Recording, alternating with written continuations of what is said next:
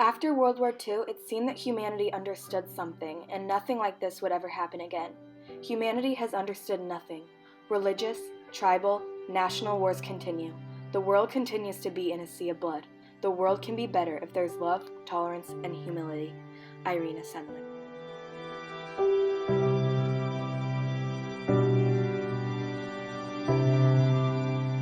It is September 1st, 1939, and Nazi Germany invades Poland shortly after the signing of the German-Soviet Pact.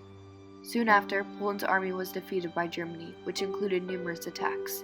The Germans then organized a Jewish council that implemented Jewish ghettos, one of which was the notorious Warsaw Ghetto. Irina Sendler was born on February 15, 1910 in Warsaw, Poland, but grew up in Otwock.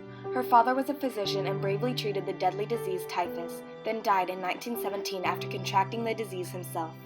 After his death, many Jewish leaders of their community offered to assist in paying for Irina's education. Irina attended Warsaw Community College. At this time, Polish colleges faced prior-to-war discrimination against the Jewish people. The ghetto bench was then implemented. This was a form of segregation between the Jews and other students at some individual universities. Irina disapproved of this unjust act and decided to change her grade card. As a result of this protest, she was suspended for 3 years. During Germany's invasion of Poland, Germany used aerial explosion strikes and tactical land units. Germany seized Warsaw by September 27, 1939. While Germany was invading Poland, many refugees tried to escape the German army, making them flee towards West Poland. This caused many Jewish people to be left trapped and suffering, while still trying to escape the German army's wrath. Irina helped the Jewish people out during this time by bringing them food and water. She gave 3,000 false documents so families could try to escape to neighboring countries. I was brought up to believe that a person must be rescued when drowning, regardless of religion or nationality. Irina Sendler. On October 12, 1940, the Warsaw Ghetto was established, forcing all of the Jewish people of Warsaw to live in a restricted area. The area was sealed off by a 10-foot-high brick wall spanning 11 miles around the Warsaw Ghetto. Wearing the Star of David with a white armband was mandatory to specify that you were a Jew.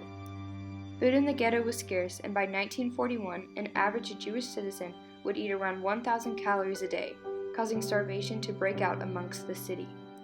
Children were dying every day, making the years between 1940 and 1942 deadly. During this time span, 83,000 Jewish people died in the Warsaw Ghetto.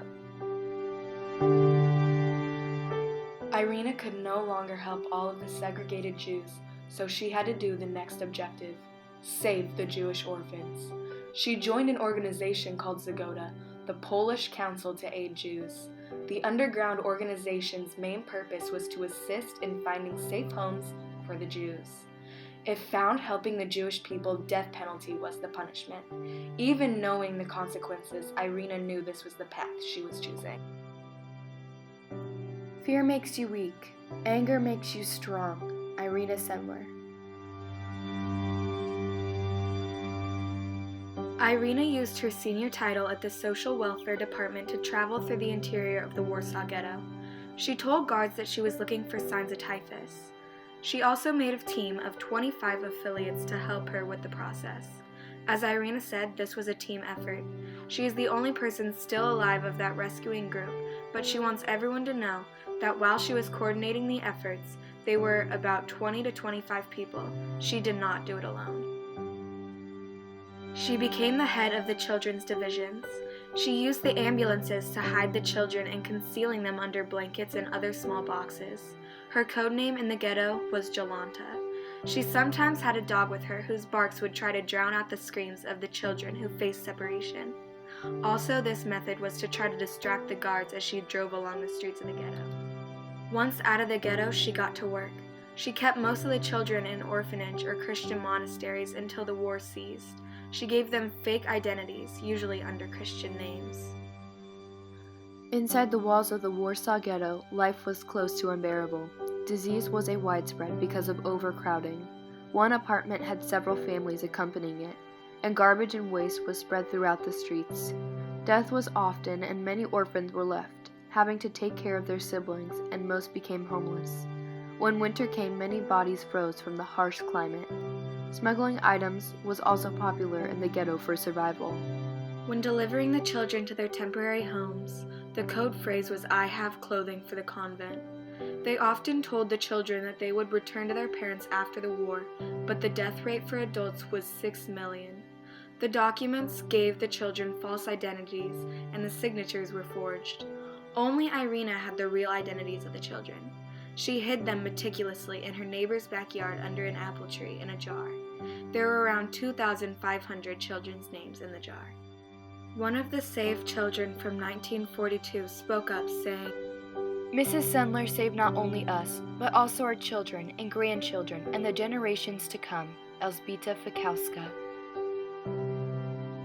During July and September of 1942, the Warsaw Ghetto had a new change.